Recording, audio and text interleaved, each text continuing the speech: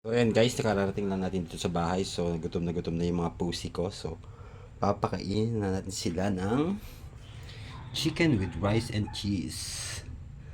Gawa ng Smart Heart guys. So ayan, lalagyan natin siya ng vitamins. Tatlo yan. Kasi kapapanganak lang ni Don. So meron siyang tatlong babies. So kailangan nila ng vitamins. So yan. That's all. Ayan, gutom na gutom sila guys. So, ayan. Ito si Miyako. Ito si Juju, the Persian. And si Don. At ang mga babies niya. Ayan. Ayan. Tatlong Persian. So, kinukulong ko sila pag umaalis ako ng bahay kasi siguradong magulo dito sa bahay pagbalik. Tsaka, etong si Miyako. Kaya ako kinukulong yan. Kasi hindi siya sa cat litter pumapupo.